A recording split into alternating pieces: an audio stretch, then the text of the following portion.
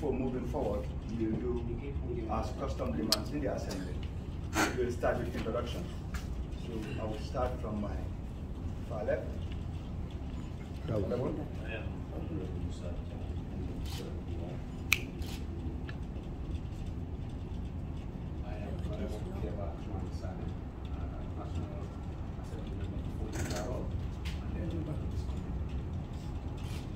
Yes.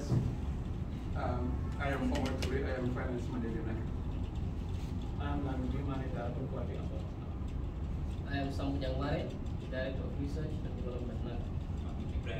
Communications Officer. Fode Muhammad Jaita, Director General, Gppa. Blackam, Certificate Specialist. Lamin Imane, Principal Committee Clerk. I'm Jabalam Fufana, member of the Fpac committee, but I'll be deputizing for the chair today. Suleiman Jamme, member of the National Affairs and a member of the Fpac. Welcome. Thank you. Now we'll boss. You've met us on the introductory stage, so you might ask anything to the floor. Thank you. So we will proceed. At this juncture, what we will do is we'll allow the team from NACA to really give us the reasons why we did not attend yesterday. Okay. Thank you very much.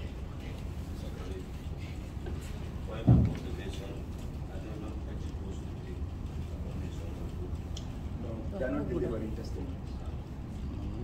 Thank you very much, committee members, for actually allowing us to come here and then explain to you the reasons why we couldn't make it yesterday. It's simply because our CEO has been seriously sick and hospitalized. And as a result of that, we could not even sign if we had to write to the people. So on that note, he instructed us to write a letter and the chairman of our governing council to sign and send it to his body in order for you to grant us permission to postpone our schedule until he is okay. That letter was done. We have a copy here. And then the driver was sent to come and submit it here last week. We also have a paper here on which those that sign on it can show. It is because of this that we were with the opinion that postponement has already been granted, and because we didn't get any communication again from him until later in the evening when around closing time, the admin manager contacted me that National Assembly called that we should come and present. We said, but we wrote. We thought we have already been granted. So then we started communicating. We wanted to communicate to the CEO then, even though he's sick. Then he was also trying to communicate with some other people. So it was a little bit tough for us. But then this morning also another call was made for us to come. We said, let's go, and we sent to them the letter that we have written, and those who signed, that letter has been delivered. So that's the reason why we are here, and we still want to appeal to this body in order for you to allow him to recover and then come and make the presentation on behalf of the authority. Thank you. Thank you. Allah restore his health and pray that he has a speedy recovery. As procedure requires, even though you wrote a letter, but you should have been present as an institution yesterday. On the scheduled date for presentation, you should have been here, and then the letter be tendered. Then we will start the meeting, and then it will be referred so that you can go. But writing the letter alone was not sufficient to recuse yourself from the meeting. You would like to take it this way, that maybe you didn't understand the procedures. We apologize for that. That's okay. Apology accepted. But as we are as well, we have a work at hand. So we all pray and hope that the chairman regains his strength as soon as possible. But again, the CEO, again, we cannot suspend the presentation and consideration of the accounts indefinitely. So we would like to know what time you would require so that even if at all you will have to delegate, someone can be delegated to step into his shoes so that we can move on as a going concern. Because the work we have at hand is very huge. We'll be looking at almost around 60 agencies, ministries, and government departments. So we know we have an issue at hand, and it's very urgent, and it's a valid one. But moving forward, when do you believe we can schedule you to appear? I don't know if it will be acceptable to you if you can allow us, we communicate to him and give us a tentative date, then we give that, communicate that to you. If that's not acceptable, if that's okay, maybe I can propose 2 weeks. No, very well done. What we will do is first, when communicating to him, extend out the essay, tell him that we wish him well, we wish him a speedy recovery, and then that we understand his situation. And we are giving him the option to delegate. He can delegate and give us a date, so that he will not be under any pressure. The most important thing right now is his health. It's not mandatory upon him to appear. Someone can feel it in his shoes and come, then he will be relieved.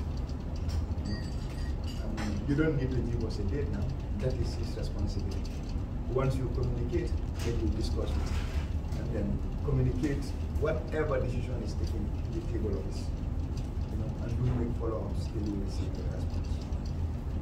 Honorable members, any observation with regards to matter? You all had them. Do you have any observations with regards to that? Just confirming what we have just said, but it's more important at the moment is his health.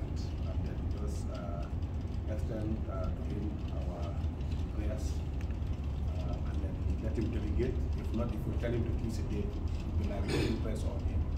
So, and then you can communicate like what he said. I think that is acceptable. There's nothing we can do. At the moment, this is that is more important. Any other observation? I think that's all. It's like we see a speedy recovery. At this moment, I understand the need to rest and stuff like that. But when you go back, just discuss among yourself and just communicate back to us and let us know. Because at the end of the day, we still, as he said, we are overwhelmed with a lot of work. But nevertheless, it's a situation that any of us can do that. So for that being the case, just go as an institution and work out this thing, then we just communicate. Inshallah. Thank you. Honorable gentlemen, you are released. Thank you.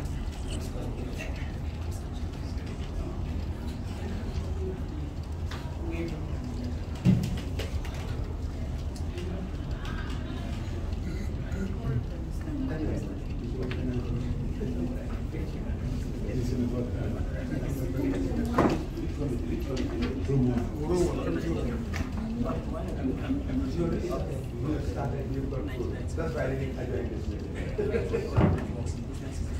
Yeah, okay. Now we can plan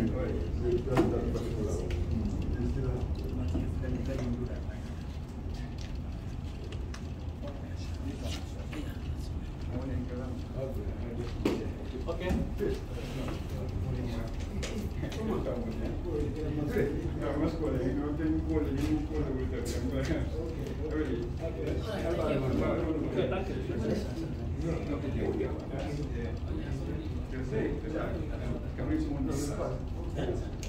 I will make one space. No, it's all right.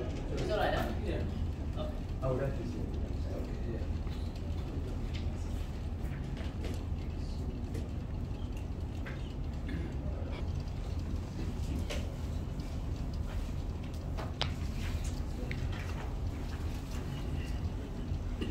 Honorable Chair, I rise to report. that the quorum does exist for the Finance and Public Accounts Committee to commence business. Thank you. It has been reported that a quorum does exist for the Finance and Public Accounts Committee to commence business. Those in favor, please say aye. Aye. Those not in favor, please say no. The ayes have it. Honorable members, in front of us we have the agenda for today's meeting. Can we please go through it?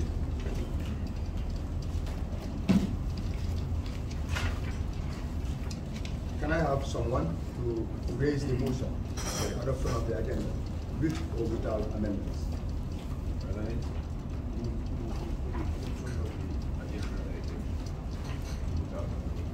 It has been moved that the agenda be adopted without amendments. Any seconder? I second. It has been moved and seconded that the agenda for the Finance and Public Accounts Committee be adopted without amendments. Those in favor, please say aye. Aye. Those not in favor, please say no. The ayes have it. Welcome to the management and board of Gppa. And we also recognize the presence of our subject matter specialists, together with the accountant general and the auditor general rather. Sorry, AG. Sorry about that. The auditor general and our office of the clerk, that is the assembly support staff, and to the honorable members present, and to the media as well. Yesterday we did receive the accounts of Gppa, and today we'll go in for the consideration. So what I will do is I will give the floor to Honorable Jammeh, who would start and lead the discussions on the daily basis. Thank you very much, Gppa Director, Chairman of the Board and staff who are here present, auditors, our able friend, AD. And basically we went through your report yesterday, and then today we are here for the consideration. The points that I want to highlight is going to be more into your governance system. Based on the report, what we've seen, it's like there was no QR, even though it is there, but based on the Gppa Act 2014, the QR were not seen, and at the same time, and there was no adequate board meeting that were held. So, and these are some of the things that need to be in place so that, at least the institution can have a direction in terms of their policy and in terms of their performance. So, I don't know who can answer that. Director of the board chairman, I think, concerning about the board meeting, I want you to set light on that, please. Thank you.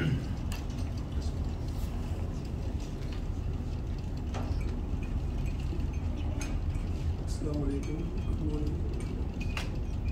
Thank you very much, Honorable, for that pertinent question. If you look at the, actually it wasn't during my tenure, but then that could be easily answered. I think according to management, they had the minutes, they had meetings, but then minutes were not held, were not taken. But this is, or for the board, okay. I think they had meetings, and for some reason, for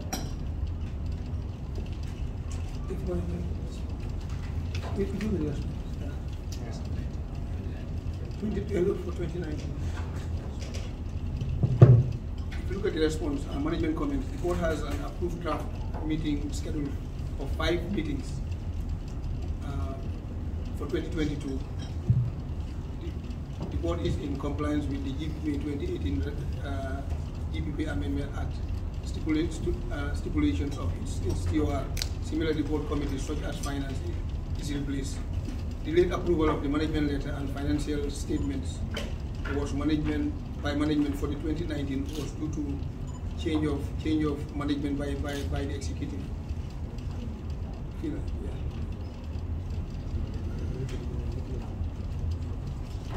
Yeah, that's what I'm saying. I think.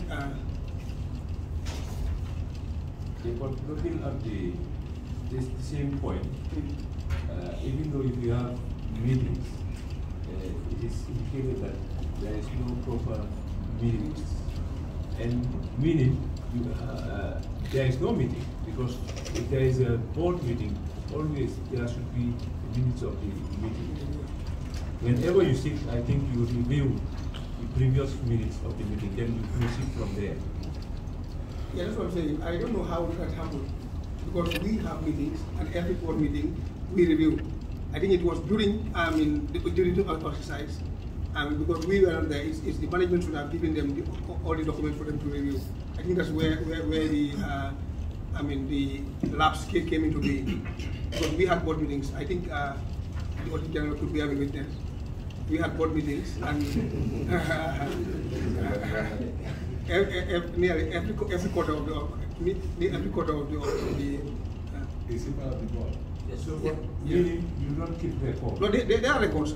I think it's management should have given you the record, should have given the auditors the records. I think that's where the lapse is. Okay, maybe. Chairman, I think there's a slight confusion here. The auditor's report is about the board not meeting 4 times. They meet 3 times, not 4 times. About the minutes, it's not the board, it's management. The also report is that management meets, but there are no minutes of management meetings. But the board, there was no comment on the auditors about their minutes. Minutes are taken at the board level. But the issue was they met less than the required 4 meetings. Yeah. So if your question is about management, that one maybe I can answer that. Why were meetings held but not minutes taken? That is a lapse on the part of management. Yeah. We accept responsibility for I that. think you should take note. These are things that I think we shouldn't accept. Yes. These are simple petty things. And the reason why most of you are there is for you to serve based on your expertise and your qualification. So the thing is, we just have to work and do the actual thing that is needed. So, and at the same time also,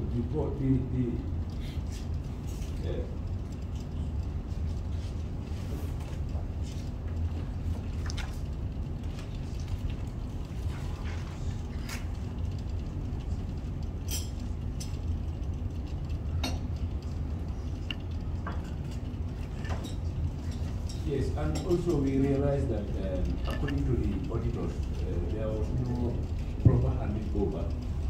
There were some documents they, regard them as confidential, and they couldn't hand it over. And I think in proper governance system, if there should be any handing over, everything should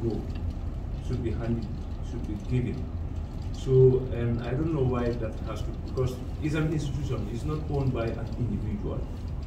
So I don't know why that is happening, and you refuse the auditors not to get all these things. Yes, again, according to management, I understand the explanation, but like you said, I have to accept responsibility, because when there's I'm not in the office right now, we're here, but the office should be able to function even though we are not there. So like you said, it's not about an individual.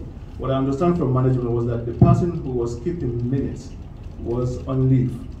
And so, because minutes are very confidential, so the minutes, but were not handed over to anybody else. But then the MD was there, so the minutes could have been handed at least to the managing director or some other director. So I agree with you. Basically, we are accepting responsibility for that. It's a lapse, and we do note observations. It will happen again. Was it that when he was going on leave, the one who took over was not given the same responsibilities? When he was going on leave, they were not even handed over. He just locked them, I think, and just went without handing over the board file. One of his responsibilities that he was to carry out when he left. His responsibilities. Yes. Someone else was carrying it out. Yeah, that's what I mean. Why didn't he hand over that? That's what I'm saying. The explanation was that board minutes are confidential documents. Not everybody should have access to them. So they were not handed over to the subordinate. But like the chair says, the office does not belong to an individual. At least the managing director was there.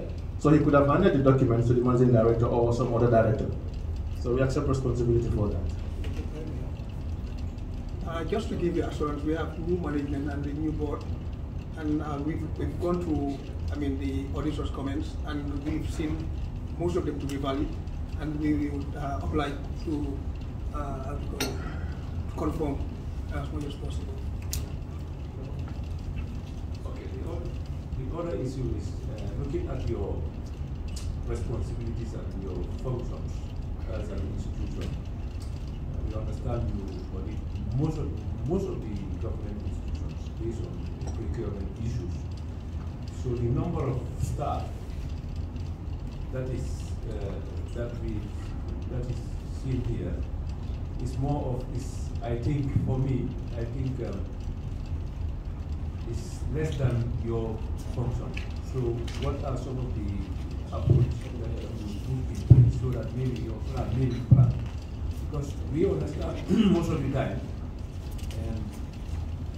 you are having challenges based on other institutions that are coming here because reports are not coming on time. So I don't know what are you doing as an institution to remedy that.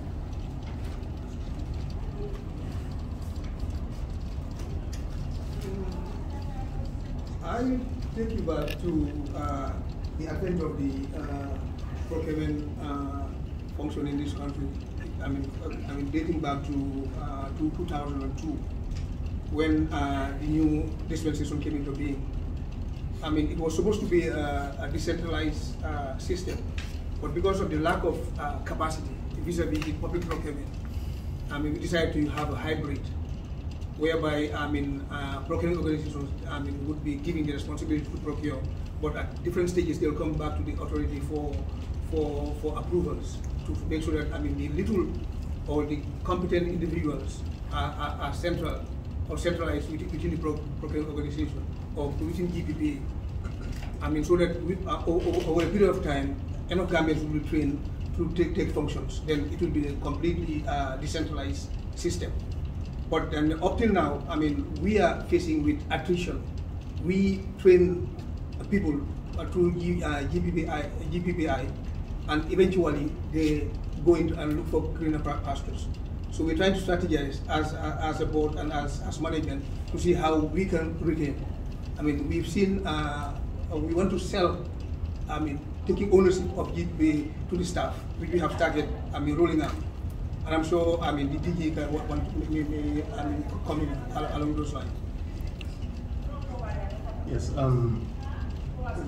like we highlighted yesterday, Gppa has basically two functions when it comes to institutional audits. We have post and pre-audits. Now the pre-audits, where all institutions in their procurement activities, they send it to Gppa for review and approval before the procurement activity is committed or is actually carried out. That is the pre-audit. So that is okay. The problem is the post-audit, where after the procurement has already taken place, or normally at the end of the year, Gppa staff comes to the various institutions to look at the procurement activities, whether they were carried out in line with the law. That's where the problem is. We are unable to we are unable to send staff to all these institutions to do the post-audit because of staff constraints. Like I said, what I've been discussing with the chairman and my management within the very short time I came on board is we need to carry out a staff audit, a proper staff audit, look at our staffing, because we have quite a good number of staff. So why is it that we don't have specialized procurement staff to audit the institutions? Is it that we are overstaffed on some areas and understaffed on some areas? Why is that the capacity is not there? Because I believe that we have the numbers. So there's a problem somewhere, and we will engage our auditors perhaps to, this is out of the statutory audit. If we have to pay for it, we have to pay for it with the permission of the board, and do a proper staff audit of the institution. And then we'll know which areas we have to focus on to make sure this problem is addressed once and for all. We will be able to sit we'll be able to visit every institution and do the post-audit and also be present at National Assembly meetings, which we cannot even fulfill at the moment. But these are things management is ready to do, and we will so make sure this is done. Thank you. Okay, my last question, Mr. Chairman. I just want to clear, you audit institutions. Like for you, how do you audit yourself? Do you normally outsource or you just do it within yourself? Because as far as procurement is concerned, you are the sole regulatory body, I understand. So I don't know how do you do that. Because as far as your issues are concerned, well, to audit yourself is going to be like referee and a player. Yes. Yeah, absolutely right. I will, Chairman, you want to comment on this? I think I just want to mention that that's the reason that up till now you do not have audit. We didn't think it prudent to audit ourselves. I think that was the reason that up till now we are struggling to audit, because it's like playing a referee and playing as well. It's very difficult. So I think with your permission, we will be looking for somebody, maybe the Accountant General, to audit our procurements. I think that would help us more. Chairman, with your permission, let me pass the mic to the Director of Compliance. I see what he was. Thank you, Chairman. Like as the board chair rightly said, we thought twice to audit ourselves, and we were really relying on the external auditors, the finding of the external auditors, because we have regular external auditors auditing us. And in the process of their auditing, they also look at procurement issues. So that's why auditing ourselves wasn't a priority. It wasn't a priority. It was when we but previously we have been doing that, but after some time, it was some of the committees of the National Assembly told us that there is a need to have a third party to audit us. So because of that, we suspended auditing ourselves until very recently. We had a reminder from this very committee, why are you auditing the boss? So that's why we also had an afterthought to think about it. But I think this is purely an internal thing that we can really try and resolve once and for all. Thank you. Thank you very much, Mr. Chair. Chair, if I may just say a word. That audit is ongoing right now. I met the team yesterday. It's a professional team, and they will finalize the audit today, and then they will send the document, because the audit comes like a management letter, where management has to respond to their queries, and we'll do that today. Wednesday we'll finalize it and send it to the National Assembly, as we promised yesterday. Thank you, Honorable Jan. But still, what are the rules governing? What is the law saying with regards to Gppa and the compliance report? What is the law saying about it? What, the compliance report? Yes. Does the law give you the mandate to do compliance on yourself, or is the law asking you to outsource? You want to know? Yeah. Sincerely speaking, the law is silent on that. But there is something very fundamental, because the law is saying we should audit all procuring organizations. And from that definition, it is very obvious that Gppa is a procuring organization.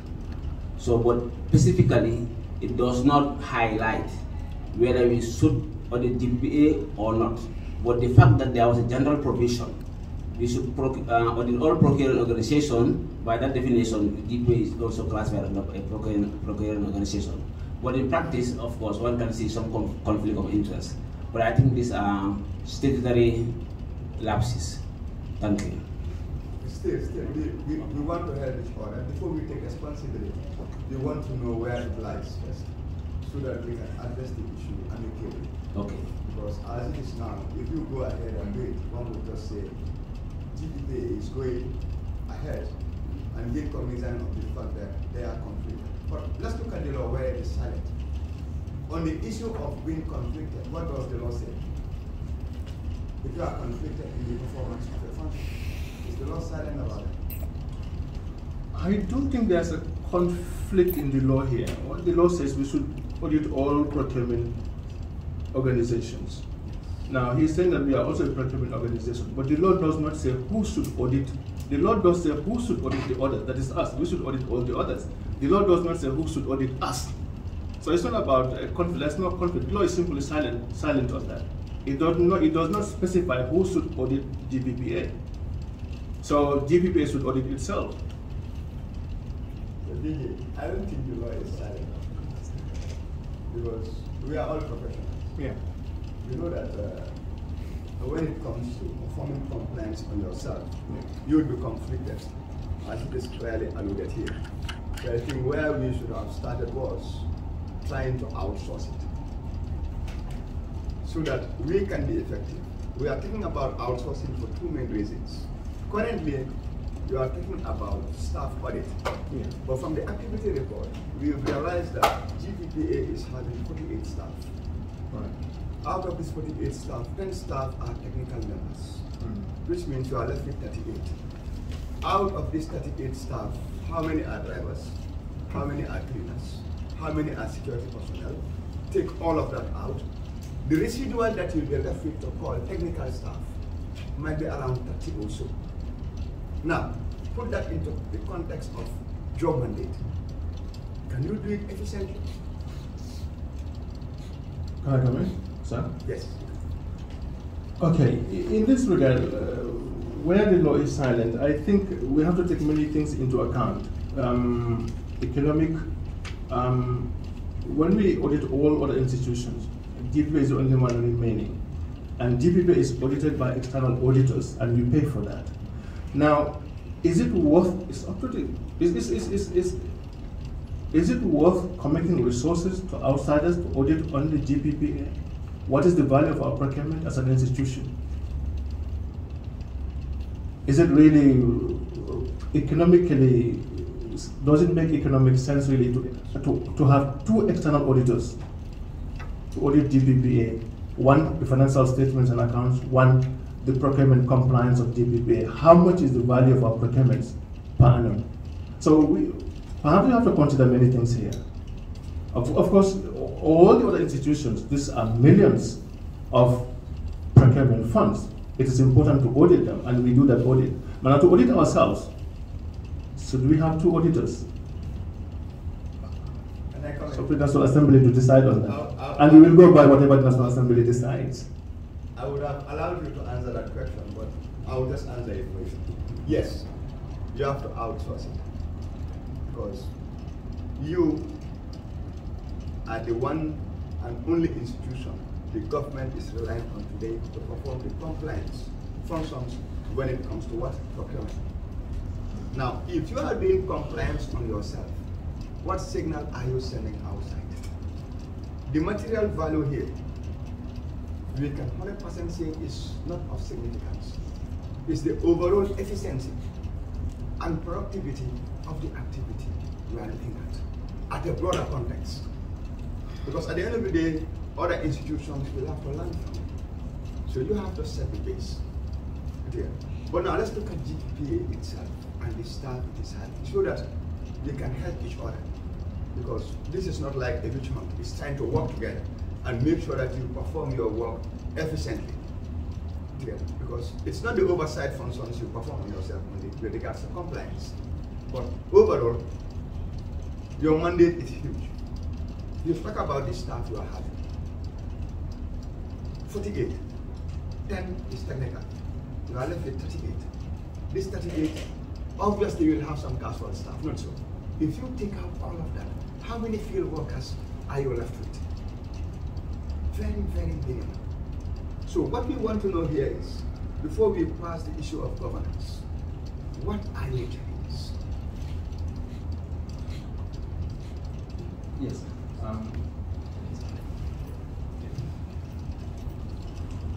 I will give it to my director to talk about it, but that report was talking about 10. Gppa has we have more technical staff than management. Is the 10 not management? All our staff are technical staff. That's what I say. 10 is management. Okay. So the rest are technical. 38. Yes. This 38, you want to take out the casual workers and see how many do you get left with. Thank you, Honorable Chair. in response to the specification, some of our challenges. In practice and previously, I think we used to have only 1 or 2 committees. I think it's called Fpac, something like that, before. But in the recent past, we had different committees. It's more about 10 more than 10 committees around that. And in each of these committees, we are asked to be represented. Just imagine the 10 technical staff or 15 technical staff at Gppa. If all these 10 committees are sitting and we are represented, so it means technically there is no one in the office to go to the field. So we are handicapped in practice. This has been a fundamental challenge. The other issue, I think my DG will come into that, but sometimes it is important that you are reminded of one important fact. Our fundamental mandate is 3. That's the prior review, the post-review, and capacity. And if you look at the prior review, those are all procurement whose value is above 500,000 to $1 billion above. All these procurement are submitted to Gppa for prior review. In that aspect, there is 100% work completion. You have no issue. Assuming our mandate is 3, so already, let's say we have scored 1 already. The other aspect is capacity. That also we are 100% okay when it comes to our functions, outreach functions, training of quotas of the other issues, including the National Assembly. You benefited about 2 trainings in the past National Assembly issues. That also we are really very comfortable. So now the 3rd leg, that's where the issue is. I'm mentioning this thing so that you understand our mandate revolves around 3, and the 2 are almost a success. So the 3rd one now, which is equally very important, but it hovers around procurement whose value are below 500,000. Whose value are below 500,000. When we go to institutions, that's what we audit. And most of these procurements are also submitted to Gppa in the form of monthly reports. So it means we have an inside information about the trend of this very procurement that we are coming to review after they are already conducted. But because of that stage I told you, the fact that we are represented in all these committees, and the fact that one of our main mandate, the prior review, we cannot compromise with that because the value attached to that is very significant, very, very significant. So that's why we give it priority number 1. Because of these 2 technical issues, our 3rd area is a bit neutralized, just for the ease of understanding for the members, please. Thank you. That 3rd component, which is kind of control, is the main reason we are always having it difficult with the Fpac committee. Not that. So now let's concentrate on that. But I guess the new Director General have answered that point. You said you'll be doing a staff audit, and what we would recommend is after the staff audit, if at all you've come up with some findings and you believe that the National Assembly, especially the Fpac committee, could be of help to improve on your efficiency and effectiveness, please do let us know, because that is a priority. We are partners in this. Okay, now we'll move on to the activity report. I will refer you to page 39. Before we'll do this in 2 folds. First, we'll look at your activity report, your functions, and the productivity surrounding it. Then we'll go into the financial component of it, which is not many. We can look at the activity report, 2017 to 2019.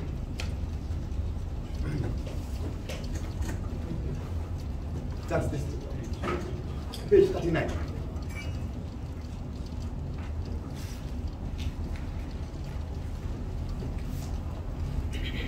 So, the question is, among all the procurement methods, which one do you believe poses the highest risk? And why?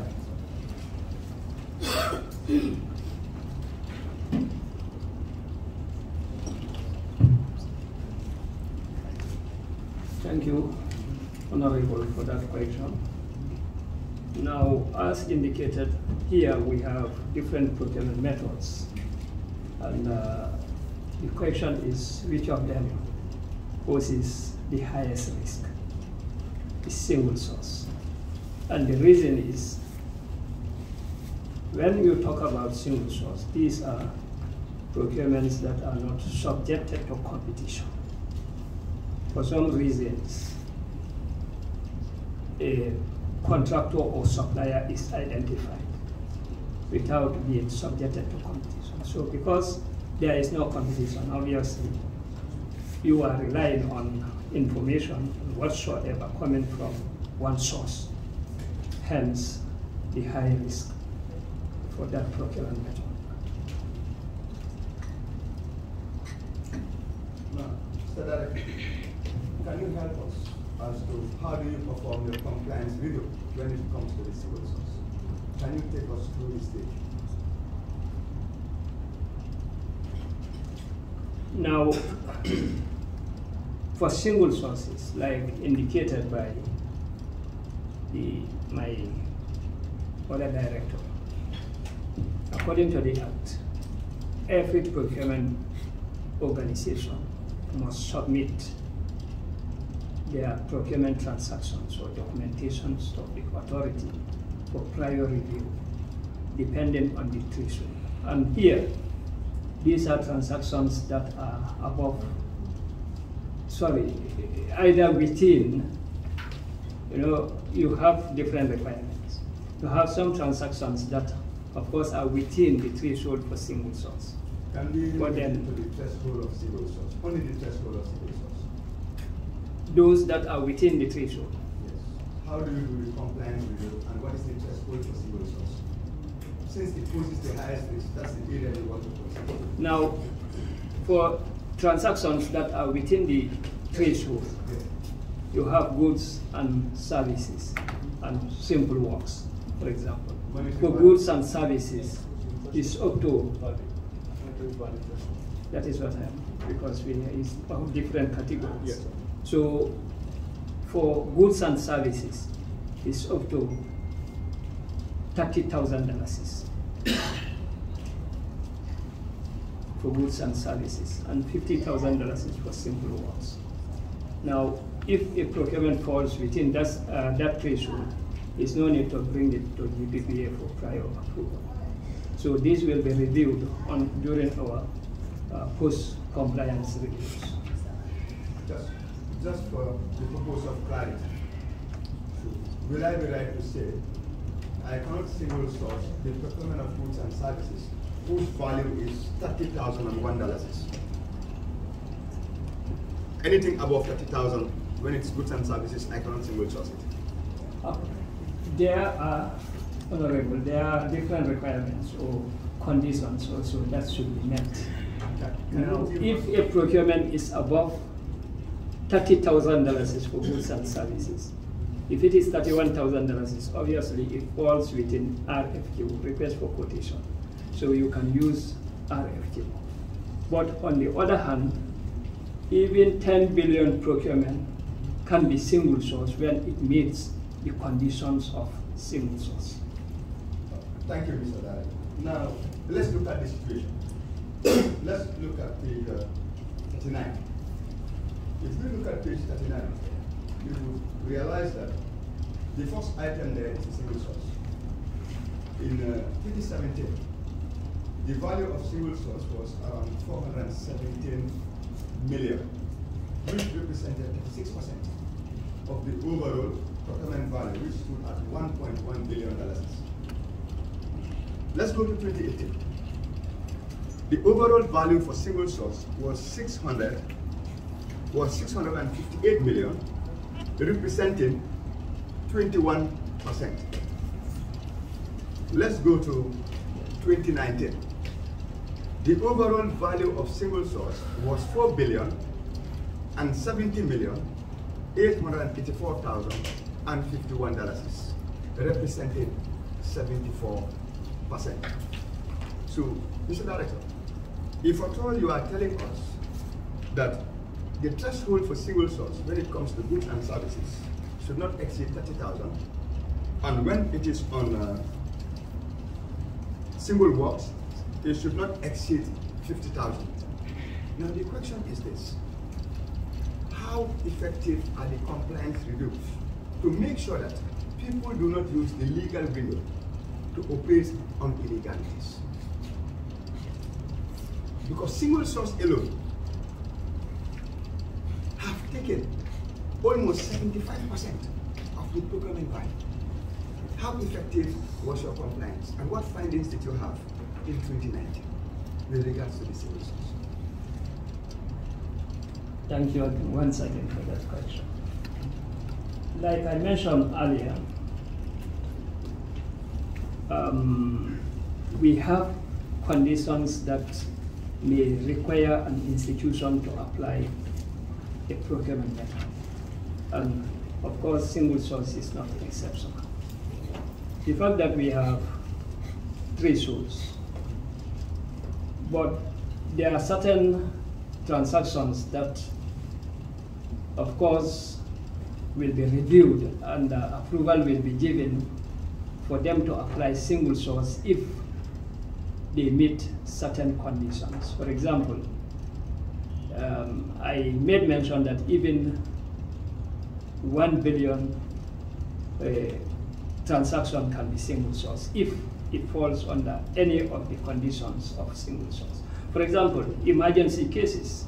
There could be an emergency that will require even more than the whole procurement budget for a particular institution. And if reviewed and found to have met all conditions for single source, obviously approval will be given. Your question is like asking us how effective the review is. I want to tell you that the review is very, very effective. Why? Because when a submission is made, we ensure that we carefully look at it to verify the reasons that they must have forwarded for, or to justify the reason why they want a single source. And in each of these cases, we ensure that the conditions forwarded for using single source is in line with what the law says. Otherwise, we will not give approval.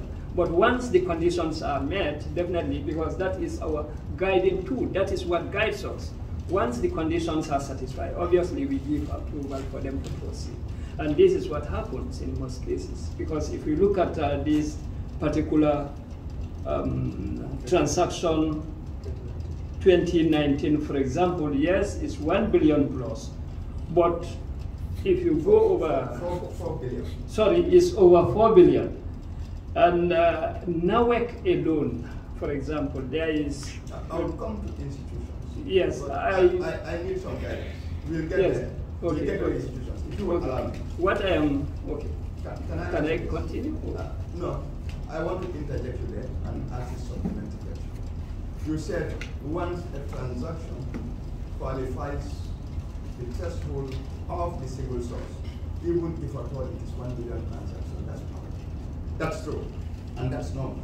But can you just help us and enlighten us to know what were the major factors responsible for the hike in the percentage of the single source, so that we'll be at level with you?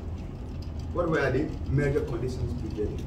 What was the difference between 2018, 2017, and 2019 that resulted to the single sourcing, which poses the highest risks, to take over 70% or almost 75% of the procurement value? Before we go to the institutions and how much they have procured, we want to know the factors, if you can help us. Okay, thank you. Because telling you the facts, obviously, it may, of course, make me make reference to certain institutions. No, because you can. Like, if you look at NAWEC on the next page, institutions, the top, for example, the top 10 institutions with the highest single source transactions. In 2019, for example, you have Ministry of Trade, Works and Infrastructure, which include roads and so on. And we all know that roads, for example, are, when it comes to, when when it comes to monetary value, roads are very expensive. But you also have NAWEC. NAWEC procurement went up to over $1 billion is NAWEC alone because of the car power and Senelec, these things, contracts given by NAWEC. And when these transactions were reviewed, of course, they were found to be having all or fulfilling all conditions for them to be given approval to use single source. So, in short, like I said, conditions may differ, but in most cases, these are transactions that will be submitted with strong justification, and in most cases, emergencies for that matter. Okay, Mr. Director, still I'll argue with you. We all agree, as you said, that single sourcing poses the highest risk. So now, the next question would be, have you ever had the cause to reject or defer some procurements which were on single source basis? And what were the reasons? No need to name institutions. I repeat, no need to name institutions. When it comes to... Specifically in 2019. Okay. Honorable, when it comes to our reviews, we ensure that we apply maximum professionalism. That when a submission is made, we take time to go over it. And like I said earlier, we carefully look at all justifications, because there must be some justifications as to why that procurement method is chosen. So we look at these justifications and then, of course, compare them against the conditions that are stipulated in the Act. Like I said earlier, there are conditions that are clearly spelled out in the Act for the use of or the application of each of these procurement methods. So once the conditions are met, obviously we give them approval to proceed, because denying them approval means you are also contradicting the Act, because these are conditions that are stipulated, that if they are met, give approval. So if all conditions are satisfied and you disapprove, obviously you are also going against the Act. I think you are misconstruing the question. I didn't say where approval was denied when all the conditions were met. I said where approval was not granted because you realized that there were irregularities. That's what I asked. Definitely, right now I cannot remember exactly which ones are rejected. But when conditions are not met, obviously we deny approval. Mr. Director, we will help each other here. You know why we will help each other? Today, if at all there are any leakages in any system, this is not only the Ghanaian. It's a global concern. I'm sorry to say this, but we'll say it bluntly. No one takes his hand and dips it into the government coffers anymore. It's on the processes. It's on the processes. And I'll repeat, it's on the processes. And if at all there are leakages in any system globally today, it's on procurement. 99% of it is on procurement. The budget of this country for the past decade or so is running at a deficit. Gppa, the National Assembly, the Auditor General's Office, it is our mandate to make sure that if at all there are leakages, we work together and see how best do we improve on them. So that's why we'll ask the question again. We didn't say single source poses the highest risk. You said it. We only asked the question.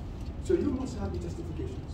We are not telling you to give us names of institutions, but you should be in a position to know that on what basis were rejections done, or normally, how do they come? This will help us together, so that at our own end as well, we can come up with any regulation that you might need to help you perform your functions better. But if you want to tell me that you never have such a situation, or if everything is met, those are general statements which anybody can say. So I'll ask you the question again.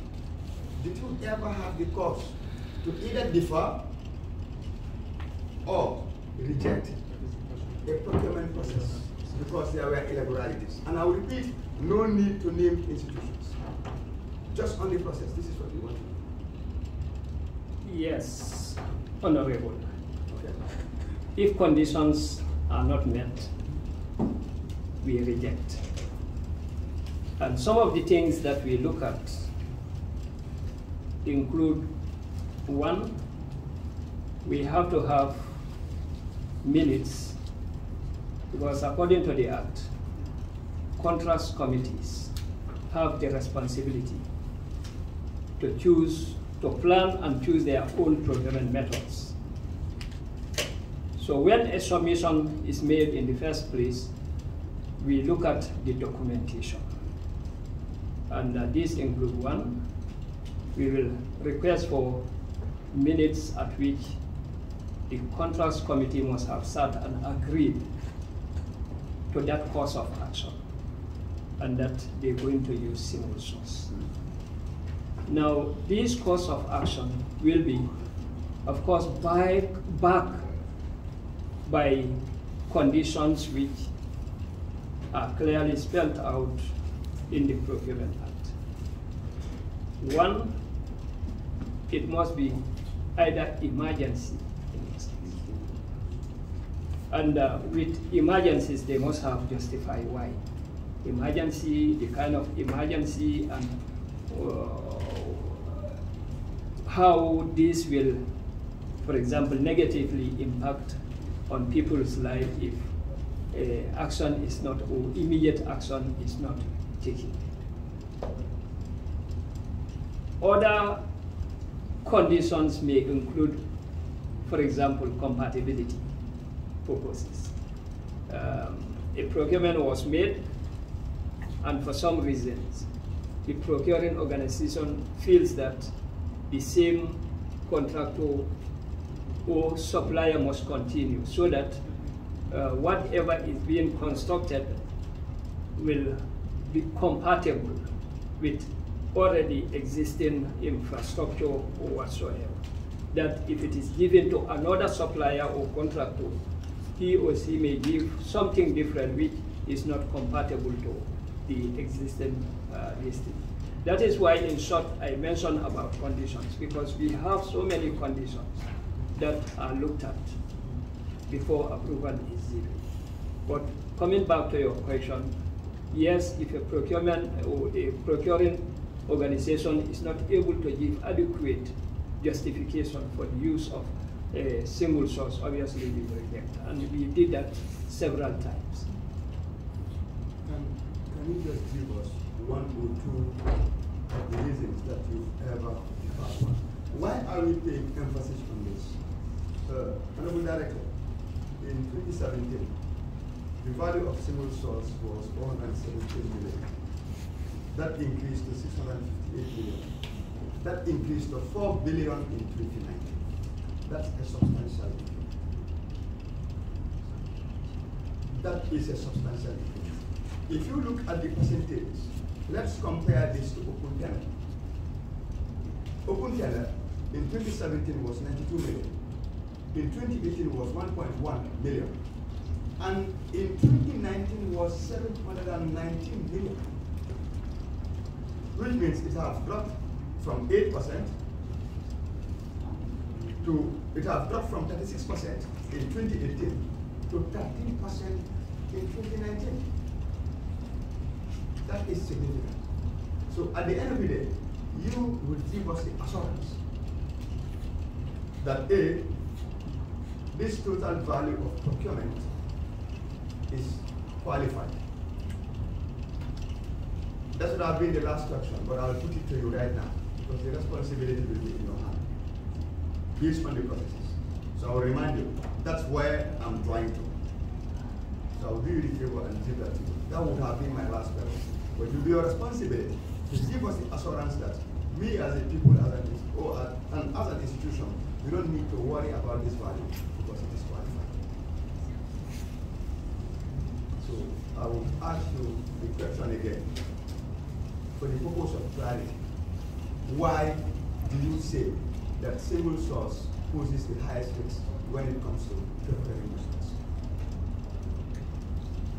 The reason why I said, Honorable, the reason why I said single source poses the highest risk is simply because, like I said earlier, it is not subjected to competition. And when a procurement is subjected to competition, it means that you have a pool of choices that can be made from a lot of submissions and the like. But then if you are relying on one individual alone, definitely if there is failure, you are bound to fail. And the other risk that I may talk about is probably because you are only dependent on one individual, it is more prone to, of course, corruption, because you is not being subjected to competition. So it is also very prone to corruption. But then the orders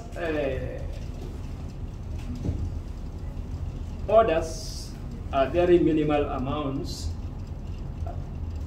and they can be conducted within the decision can be taken at the level of contracts committees and the procuring organizations without being sent to the Gppa for prior approval. And because of that, sometimes they may feel that they have meet all requirements when they have not, and decide to proceed with the procurement. So in cases like that, definitely it is very prone to corruption and so on. Based on that, what improvements would you like to see? With regards to the single source alone. We are not talking about the other procurement methods. We definitely want to see a reduction in the number of single source applications or requests for approval from procuring organizations. So that one is the desired end result. Exactly. How do you reach that stage? That's why I'm asking. What do we need to improve on with regards to the processes? Now, one fundamental thing that could be done is to revisit our laws that, of course, govern procurement. Because, like I said, you have a lot of conditions, or conditions that are fully indicated in the Act that will be fulfilled before a single source is done. So if the conditions are very flexible and the like, then they need to be revisited and ensure that they are very stiff before. Let's help each other. An outsider should say if the conditions are flexible. If you are the director, you know whether they are flexible or not. Let's say in certain terms. If at all the laws are flexible and you want them to be revised, say the laws are flexible, citing the relevant sections, the gaps they have caused, and then we can work on the remedial actions. But if you say if the laws are flexible, we are not there, we don't know what is contained in those laws. Okay, I will allow my chairman, but before that, yes. I don't want to preempt what we have in the proposed 2020 Gppa Act. But already, as I speak now, there are a lot of amendments in Gppa 2020 bill, which we hope will take care of some of the deficiencies that occur in the current Act. Okay. But let me give it to me. Okay. Chairman. Maybe I can help. Mr. Chairman, thanks for giving me the floor. I think the least desired method of procuring single sourcing, for the simple reason that it is not subjected to any competition. But the other conditions prevailing, other than the threshold, which include imminent danger to the population, whereby it has to be procured, in emergency situation. And the issue of standardization, whereby GPTC bought a fleet of, fleet of buses, and these are all of the same brand. And they need to, because of issue of standardizing these spare parts, because they've only got a stock of spare parts of a certain brand of those vehicles, and they want to maintain. There's no thing you can do. Because that's more of economics. Gppa bought, a ferry from Damin, and need to stock spare parts. You need to, they need to go through single sourcing to get some of those things.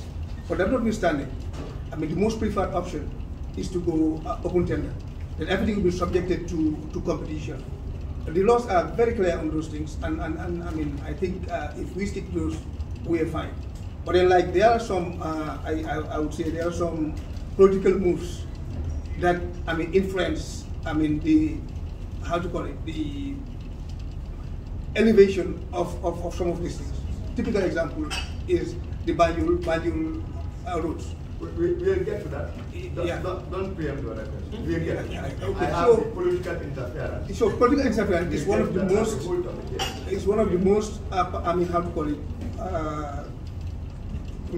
most interventions that elevate single sourcing.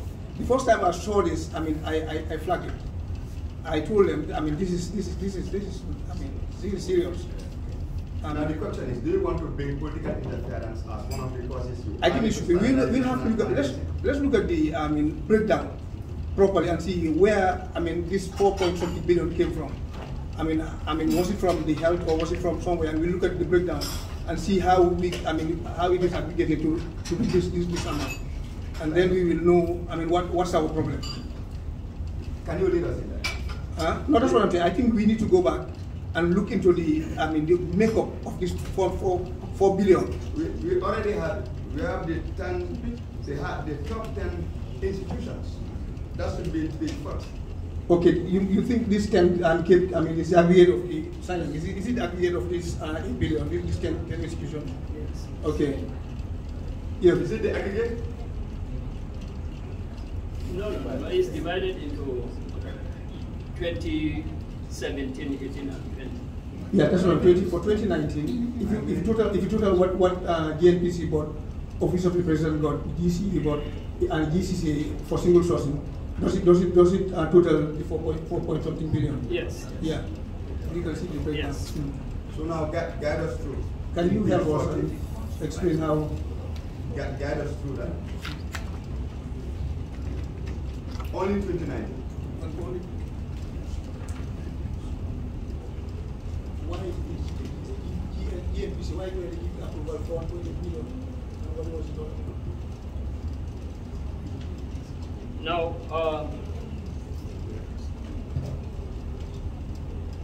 if you look at page 40, you have 10 top procuring organizations with the highest single source procurement methods between 2017 and 2019. And if you look at the table carefully, it's divided into 3 main columns. Yes, the last column is 2019. You have Ministry of Trade, Works and Infrastructure, 1 billion 812 million 868,909. You have NAWEC, 1 billion or 1.7 billion. Then GAMTEL, 56 million. Sorry, Mr. Director. Yes. It would help if at all we know what services or products we are delivering. This will help us as well. If not, giving us the values is a mere quality. We need the flesh. Like the Ministry of Transport, Works and Infrastructure. What was it? Because your able CEO have given us the reasons. He said civil sort is the least desired method of procurement. But in terms of emergency and standardization, they don't have an option. If at all the provisions are met, they don't have an option, they will do it. But the major obstacle they are faced with is political interference.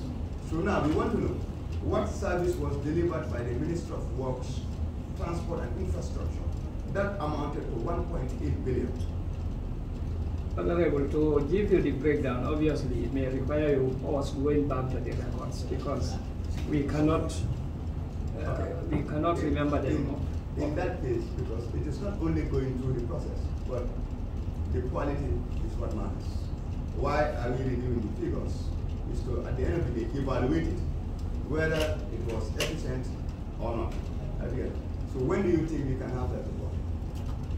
A breakdown of the 1.8 into the project components, a breakdown of the 1.7 by NAWEC into the various components, going down the list up to number 10. Number 10, okay. When can we have that? By Monday. Monday, yes. Is that by Monday? Very well. Honorable members, any supplementary question on that before we proceed?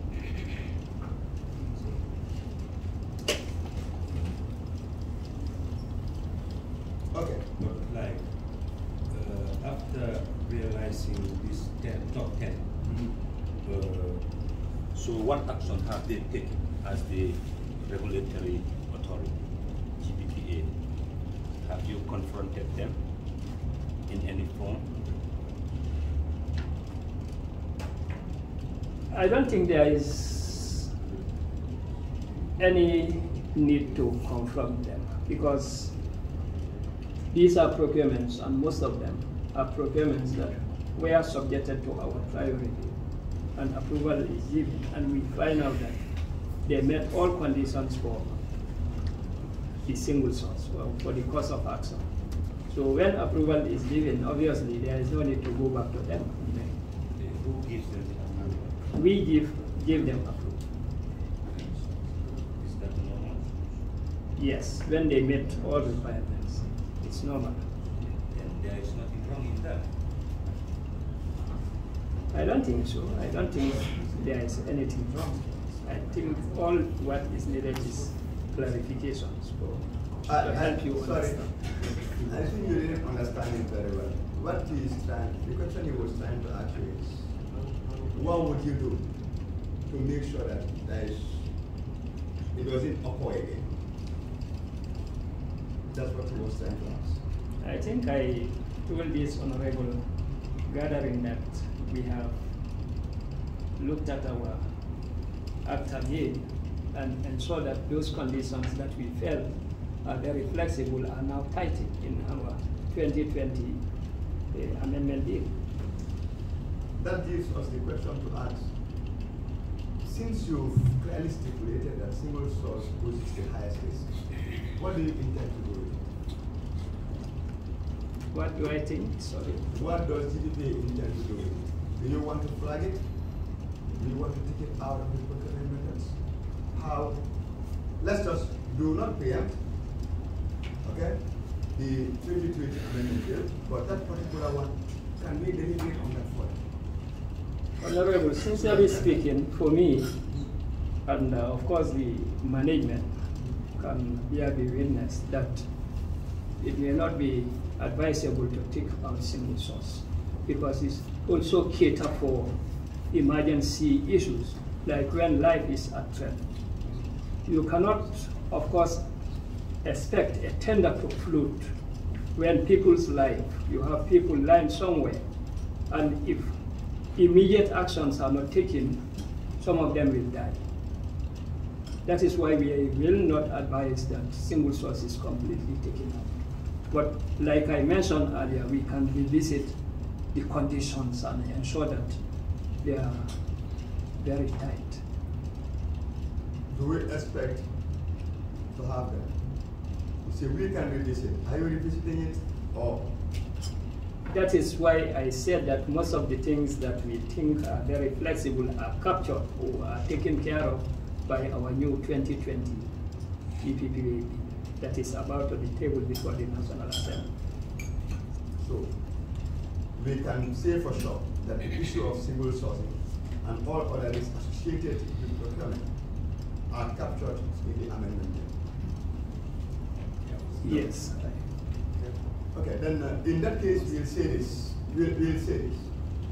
That bill will be tabled before the Fpac. to scrutinize it and before it goes to plenary. So what we want to say is this: make sure that all its areas are highlighted and you come out with remedial actions in the law to address those gaps. And you have the National Assembly as a partner who would go all out to make sure that we empower you towards making you a more efficient organization. If it comes here and we realize they are not there, there will be a lot of back and forth, we'll send it back. So before we reach that level, we are making that recommendation. So in case they are not catered for, we start working on it. Yes.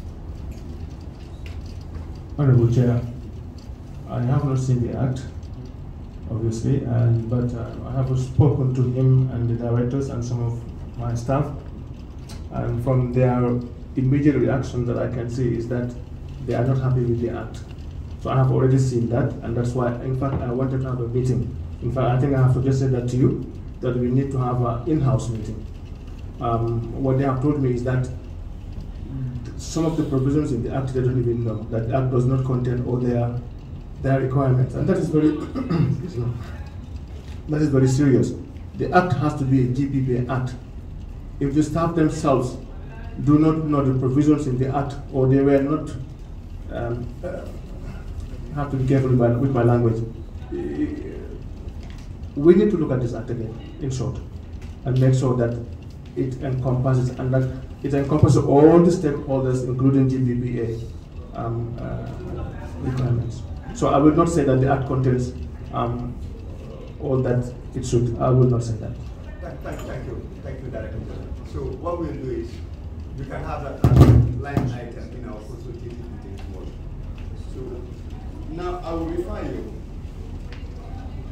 to the audited financial statements.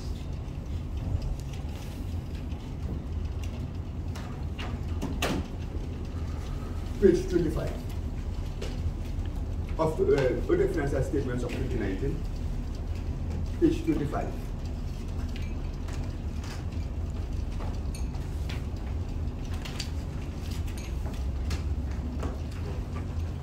Yeah. Let's look at the GPPI first. The auditors in 2018, they did make an audit recommendation that part of the recoverables with regards to student tuition fees amounting to $255,000, there was a high element of fear that it would not be recovered anymore. Because according to the auditors, those students have passed and they have also received their certificates. So we want to know, how was that recommendation treated?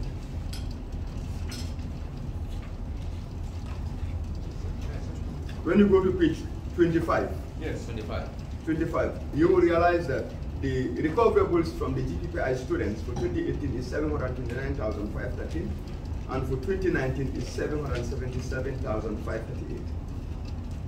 Do we have that? Yeah. Those two. Page 9. Page 25, number 9.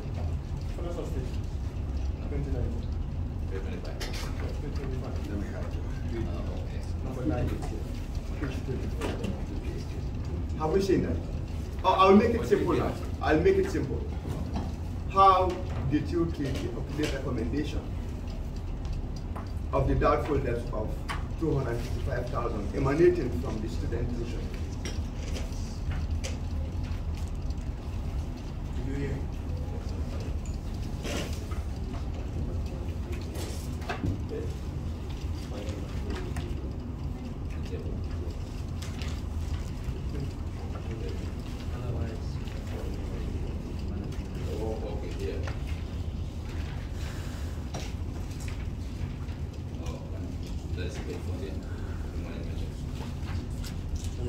If you go to the management letter, it's page 6. Page 6. If you go to the management letter of page 14 for the management letter 2019.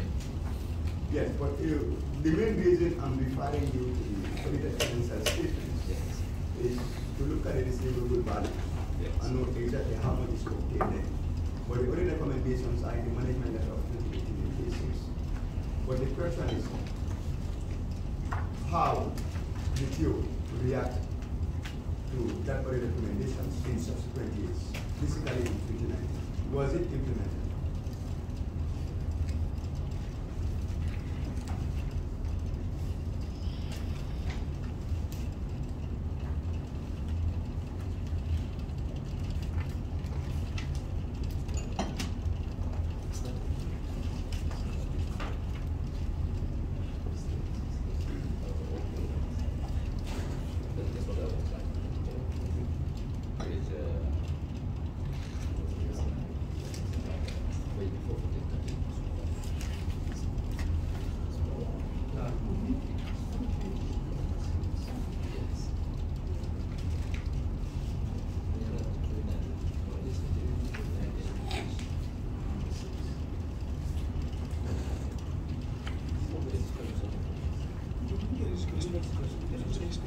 What did you do? Are we together? Yes. Yes. Can you repeat it again? Okay. Now let's make it simple. Let's go to the management letter, page 6. Okay. The management letter of 2018. Yeah, 2018 management letter. 2018 management letter. Now let's look at the observations. We will just read the last sentence in the observations. That's 2.1. It says that based on discussions with management, we are of the view that management will be unable to recover these outstanding amounts that total to $255,550. Then let's look at the management response, which is 2.4. It says, yes. As discussed at the management level, we will recommend to the board of directors to write off the long outstanding Gppa student debts since we could not recover. So now the question is, was it implemented in 2019? No, it wasn't implemented in 2019. Why?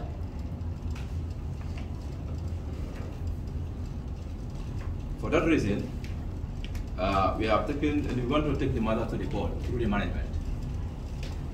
So all of a sudden, there was a change in management. I think that also brought the lapse in taken off as a budget. Yeah, but we proposed, even last month, we proposed to do it, to take it out from the Gppa reports, to revise these transactions. Do you know that Gppa is making losses? Gppa?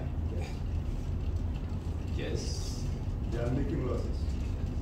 And also, do we all agree that if at all they have outstanding debts, that should be written off, that should be given a priority? You know, Gppa is a non-profit making institution. But the model is to train procurement officers to build and enhance their capacity. No, we are going to come to the rationale behind the establishment of Gppa. Right. Now, even if at all it's a non-profit making institution, right. One, they are a subvented institution, and two, they also receive tuition from students. Yes. So, no matter what rationale is behind its objectivity, the first thing that should be understood is operational efficiency, making sure that your budget, with regards to spending, does not exceed what you receive. Right. Not so. Yes. So now, currently, just at superficial level, they are making losses.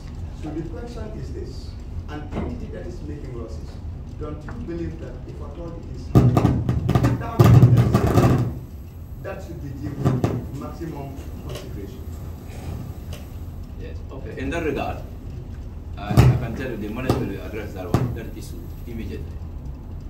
Take us through the process of doubtful debt, because I've seen in your financial statements of 2018 that doubtful debt of 192,000 was declared. It's either 2018 or 2019. If you can take us through the process. From which page? What are the approval levels? From which page? Go to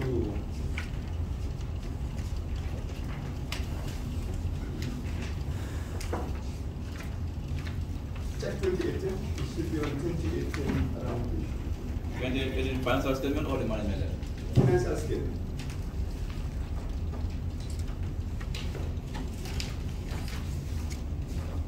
Page? Just a moment.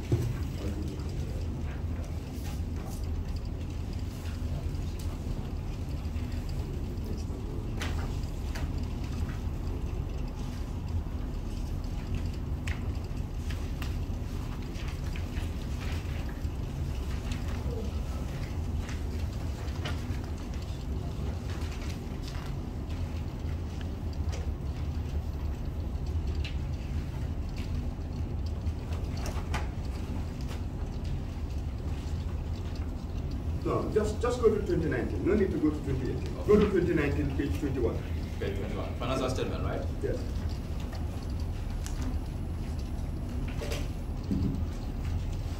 There's a provision for unrecoverable loan of 496,000. This was done in 2018. What page, sir? Page 21. Page 21. Yes. Financial statement. Yes. Under the general and administrative expenses.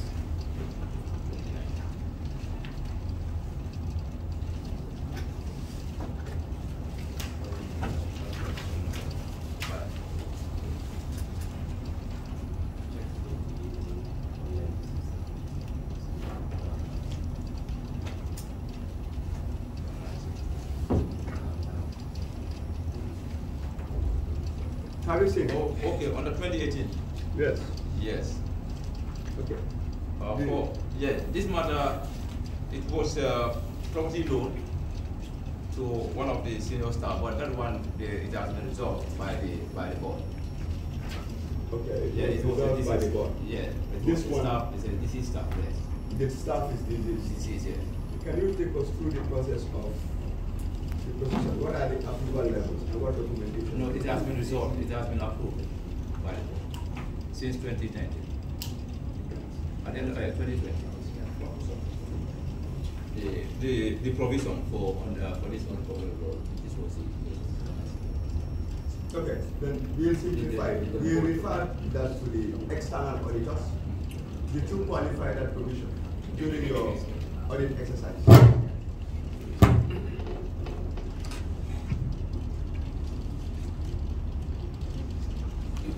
I'll speak first regarding 2019.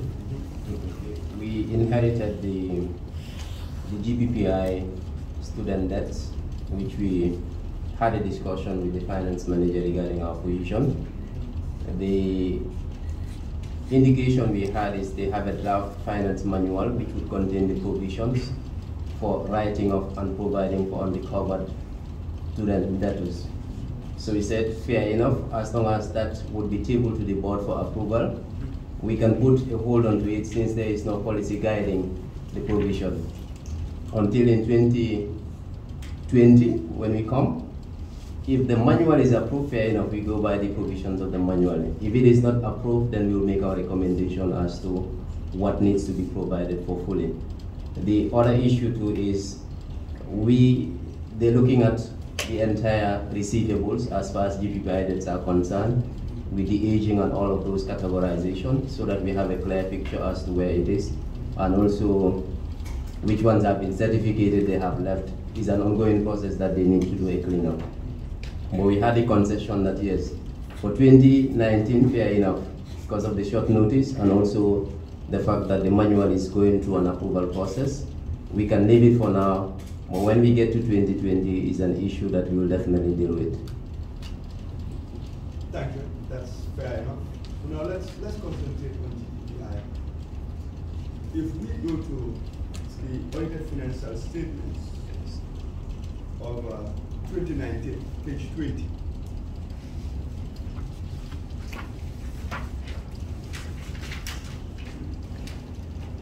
Yes. Under other incomes, that should be 3.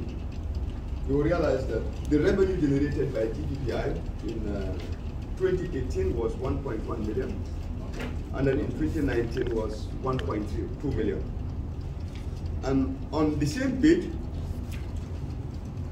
number 4, under wages, salaries, and employment benefits, you realize that the personal cost for 2018 was 641,000. and then for 2019 was 714,000. If we move to page 21 of the same report, number 5, which is the general and administration expenses. Under the general and administration expenses, we would see that there is GPPI, not page 21, move to page 22, right? Page 22. Number 5, where we have general and administrative expenses continuation.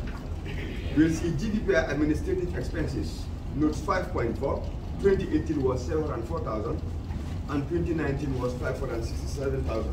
Cumulatively, the total administrative expenses for 2018 was 1.3 against their total earnings of 1.1.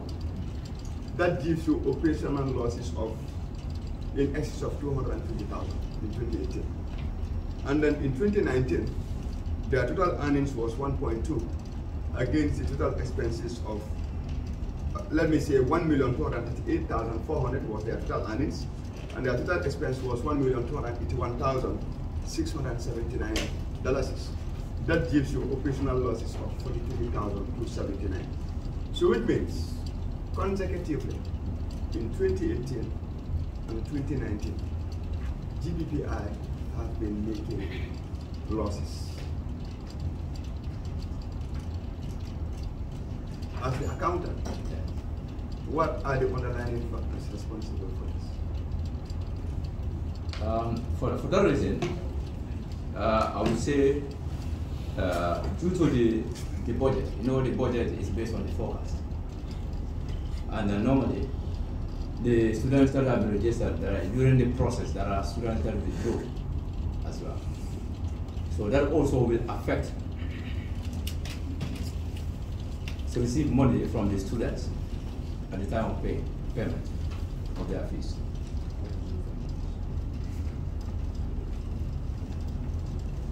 Can you come back again? Yes.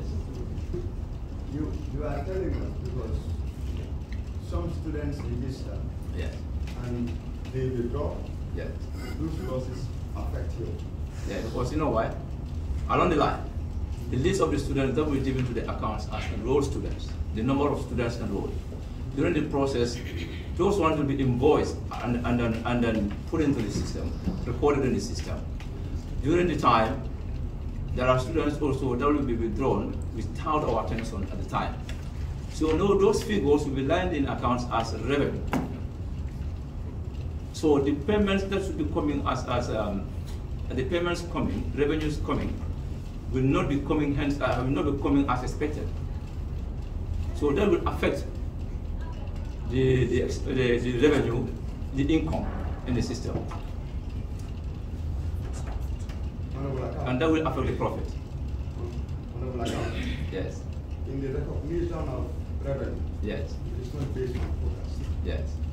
If you go to the APOS concept, yes, it will tell you, yes, that revenue is only recorded when it is earned, yes, not when received, yeah, or when expected. Yeah. You only record revenue in your books when you earn it, and expenses are recorded when they are incurred. Yes. So your actual operations are not based on your forecast. Yes. The budget is only a guide. Yes. So we want to know in the operations, yes, why you've made losses and how those expenditures from GPPI are what financed.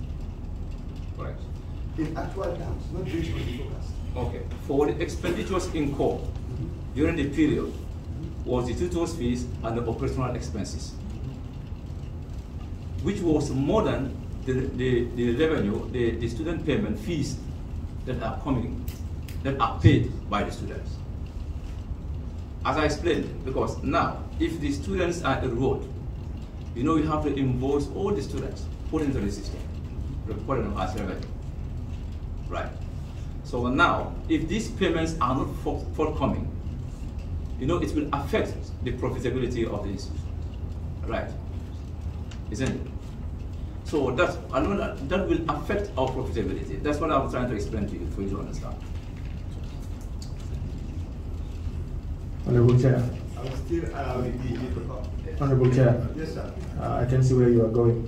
You are definitely if not an accountant somewhere close there, and you are very right. This is not a good explanation. The point about profit and loss is affected by only two items, income and expenses.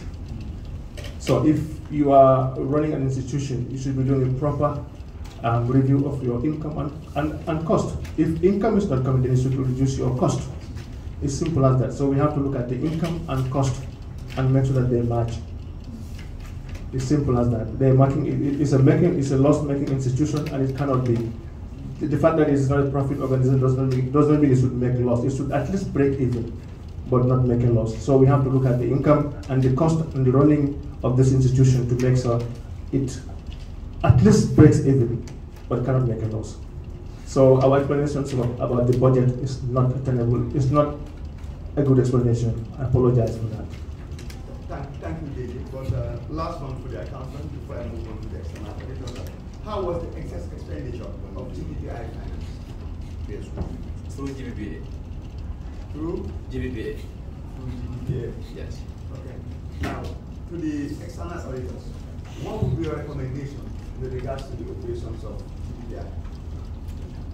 This will go to both Augustus Plum as the previous auditors and Hard and Co as the present ones. Mr. Chair, if you could refer to our management letter that the first point regarding board matters, governance. Our expectation was that the finance manager would be presenting at least quarterly accounts, including accounts specific to GBPI to the board regarding the performance of GBPA and the board, and GBPI. But we realized that we couldn't see traces of that happening. So if there is no regular reporting on the performance of GBPI, then it means we'll come back here again and just realize that, as you mentioned, there's an issue. So this should be part of the reporting requirements for the accountant, and also the board and management should take it up to ensure that they review these reports, and where issues are noted, they find out what causes those issues and come up with recommendations to address that. In the absence of which, we'll come back here and realize that GPPI is also, the trend is continuing. Thank you. Thank you. Now, you can ask the first one. Thank you very much, Honorable Chair. Very well, the issue discussing is the performance institute embedded within the GPPA. Yeah, and our recommendation here is as alluded by